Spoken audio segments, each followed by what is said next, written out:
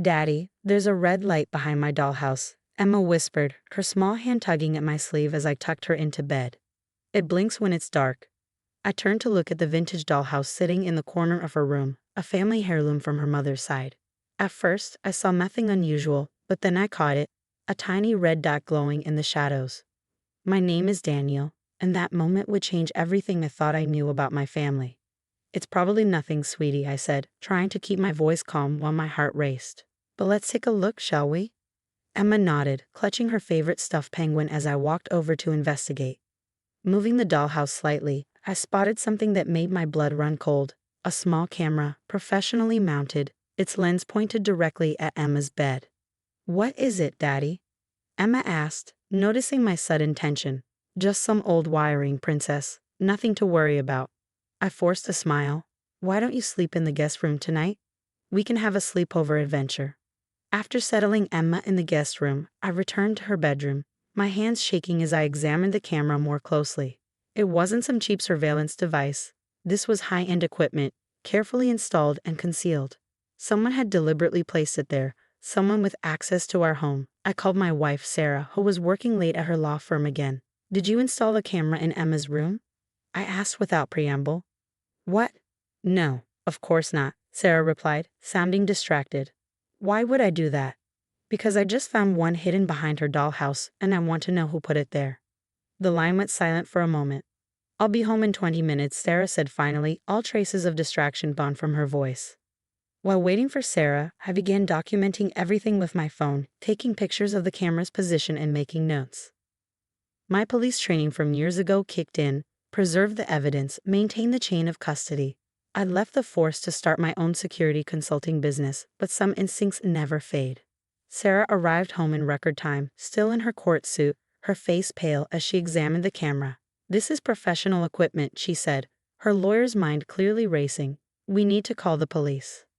"Not yet," I replied, something nagging at the back of my mind. "This camera isn't streaming live, it's storing footage on a local drive. Someone has to physically retrieve it to access the recordings." "What are you saying?" "I'm saying whoever placed this camera has been in our house regularly enough to collect the footage. This isn't some random pervert, this is someone we know." Sarah's face went even paler. "The only people with access to our house are family and Emma's nanny, Mrs. Thompson." Mrs. Thompson had been with us for 2 years, coming highly recommended by Sarah's sister, Victoria. She had her own key and security code, necessary for the days when both Sarah and I worked late. "We need to check the security logs," I said, moving to my home office where I kept detailed records of all entrance and exit times. "See who's been coming in when they shouldn't be." As I pulled up the logs on my computer, Sarah stood behind me, her hand resting on my shoulder. The past month's data showed nothing unusual at first, just the regular comings and goings of our household. But then I noticed something odd. "Look at these timestamps," I pointed to the screen. "Someone's been entering the house every Friday between 2 and 3 p.m., when Mrs. Thompson takes Emma to her ballet class." Sarah leaned closer. "That's impossible. I'm in court on Fridays, and you're always at the office then."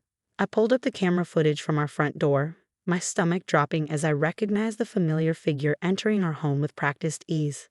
"Oh my God," Sarah gasped, her hand flying to her mouth. The image on the screen showed Victoria, Sarah's sister, letting herself in with what appeared to be her own key. But Victoria wasn't supposed to have a key to our house. We changed the locks last year after a series of break-ins in the neighborhood. "Why would she?" Sarah's voice trailed off as the implications sank in. I was already pulling up more footage, tracking Victoria's movements through our house. Every Friday, like clockwork, she would enter, go straight to Emma's room, and leave exactly 15 minutes later. "We need to get that camera's footage," I said, my security background screaming that we were only seeing part of a bigger picture. "Whatever's going on, the answer is in those recordings." Sarah nodded, her lawyer's composure returning.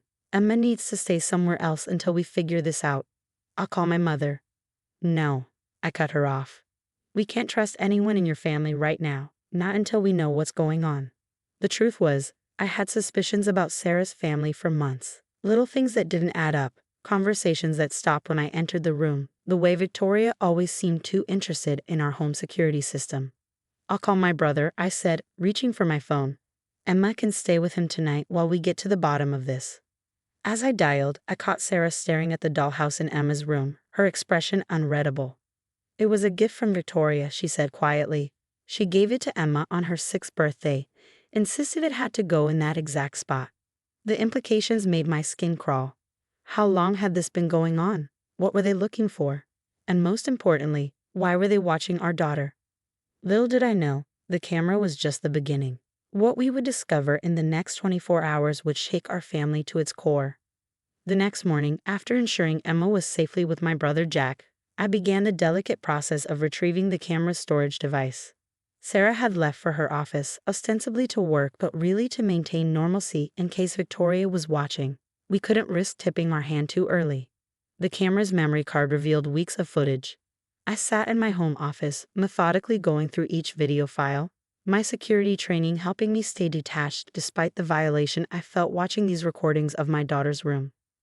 At first, nothing seemed unusual, just normal daily routines. But then I noticed something strange. During Victoria's Friday visits, she wasn't just checking the camera. She was searching Emma's room, methodically going through drawers, looking under floorboards, even examining the walls with some kind of handheld device. My phone buzzed. A text from Sarah.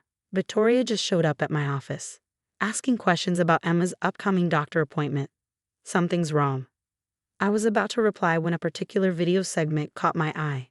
Victoria was in Emma's room, talking on her phone. "No, I haven't found it yet. The girl must have it somewhere. Yes, I understand what's at stake. No, they don't suspect anything."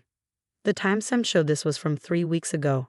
I forwarded through more footage until something made me freeze.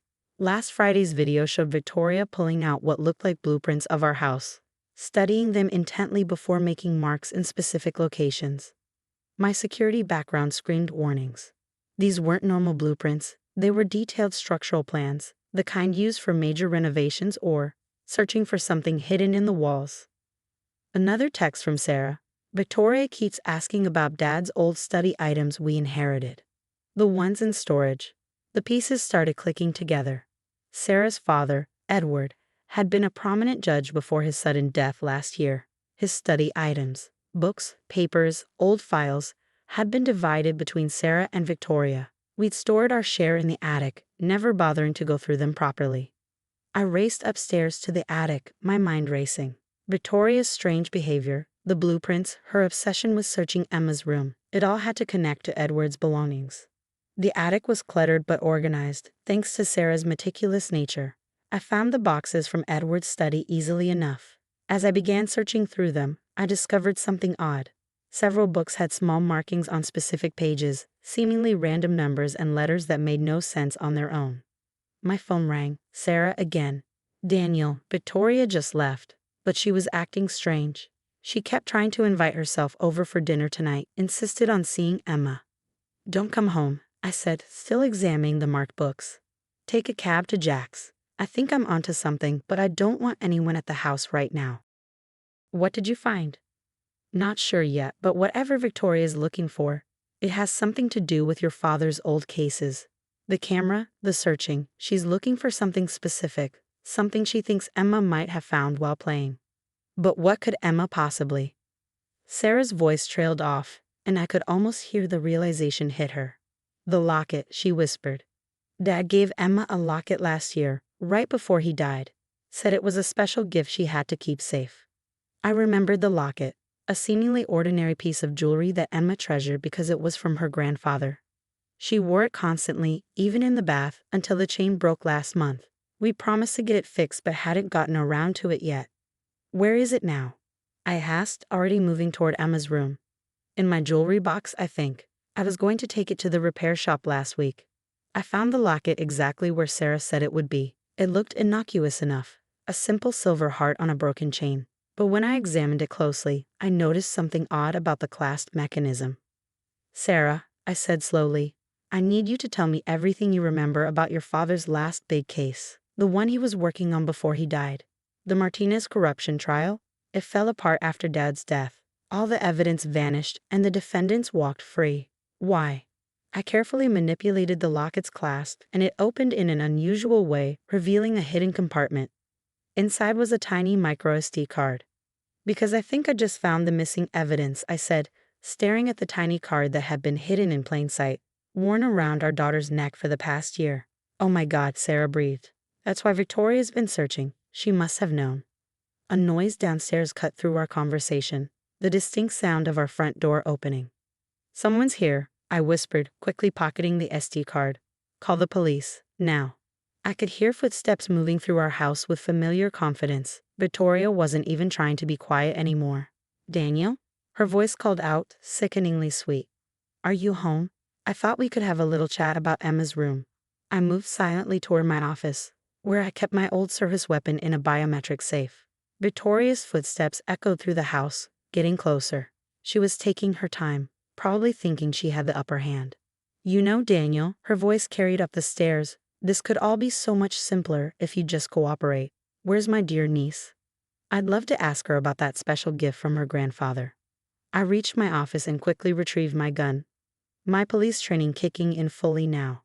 The SD card felt heavy in my pocket. Whatever was on it had been worth killing a judge for, worth terrorizing a 6-year-old girl. They were supposed to be simple cases, Victoria continued, her voice harder now. Dad was going to rule in their favor, take his payment, and retire quietly. But no, he had to develop a conscience at the last minute. I heard her reaching the top of the stairs. My mind raced through the layout of our house, calculating angles, escape routes, positions of cover. He thought he was so clever, hiding the evidence where no one would look, giving it to his precious granddaughter. Her laugh was bitter. Do you know how much money I lost when those cases fell apart? How many promises I had to break? The pieces clicked into place. Victoria hadn't just known about her father's corruption. She'd been part of it. A lawyer in his court, helping orchestrate the whole thing. When he threatened to expose everything, she'd made sure he couldn't. My phone vibrated silently. A text from Sarah. Police 2 minutes out. Stay safe. You killed him. I called out, making my voice carry from a different direction than where I actually stood. Your own father. He gave me no choice, Victoria snapped, falling for the misdirection. He was going to ruin everything, just like you're trying to do now. I could see her shadow in the hallway, moving toward where she thought I was. She was holding something, not a gun, but some kind of taser. Emma was never supposed to be involved, I said, keeping her talking. She's your niece, Victoria. She's 6 years old. Emma was his favorite, she spat. He trusted her with everything. Even at the end, he was protecting her, protecting Sarah, as if they deserved it more than me. Sirens wailed in the distance, getting closer. Victoria's head snapped toward the sound. That's unfortunate, she said, her voice turning clinical. I had hoped to handle this quietly, keep it in the family. Now I'll have to make this look like something else entirely. She raised the taser, turning toward my actual position. She'd known where I was all along, but before she could fire, a voice rang out from behind her. Drop it, Victoria. Sarah stood at the top of the stairs, her own gun trained steadily on her sister. I'd forgotten she kept one in her car after the break-ins last year. Victoria's face twisted into something ugly. Little Sarah, always Dad's perfect daughter, always following the rules, getting the praise, the love, the legacy. You're under arrest, Sarah said. Her lawyer's voice rocked steady despite facing down her own sister. The police are almost here. It's over. It's not over until I say it's over. Victoria lunged, not toward Sarah but toward me, her taser crackling with electricity. Several things happened at once. Sarah shouted a warning, I dove to the side, and Victoria's taser missed me by inches. As she stumbled past, I grabbed her arm, using her own momentum to bring her down. The taser clattered across the floor as Sarah rushed forward to help restrain her sister. The police burst through our front door moments later, racing upstairs to find Sarah and me holding Victoria down. As they took her away, she kept screaming about betrayal, about family loyalty, about how we'd ruined everything. Later that night, after the police had finished gathering evidence, after Victoria had been formally charged, after the SD card had been logged into evidence, revealing years of judicial corruption and millions in bribes, Sarah and I sat in our kitchen, emotionally exhausted. How do we explain this to Emma? Sarah whispered, clutching her coffee mug like a lifeline. We tell her the truth, I said softly, that her grandfather was a hero in the end, that he trusted her with something precious, and that she kept it safe just like he knew she would. Sarah nodded, tears in her eyes. She's going to ask about Victoria. Then we'll tell her that sometimes people we love make bad choices, but that doesn't mean we have to make them too. The next morning, we picked Emma up from Jack's house. She ran to us, full of stories about her sleepover adventure, blissfully unaware of how close she'd come to danger. As we drove home, she asked about her locket, if we'd gotten it fixed yet. "Not yet, sweetheart," Sarah said, reaching back to squeeze her hand. "But we will, and this time we'll make sure it's on a stronger chain. Something that can't be broken." Emma smiled, satisfied with this answer, while Sarah and I exchanged glances. Our family had been shattered and reformed in the space of 48 hours, but like that locket's chain, we would rebuild it stronger than before. Sometimes it takes a hidden camera in a child's room to expose the darkness lurking in your family's shadows, but sometimes that same discovery can lead to healing, to justice, and to a new appreciation for the true meaning of family loyalty. The truth, as painful as it might be, had finally set us all free.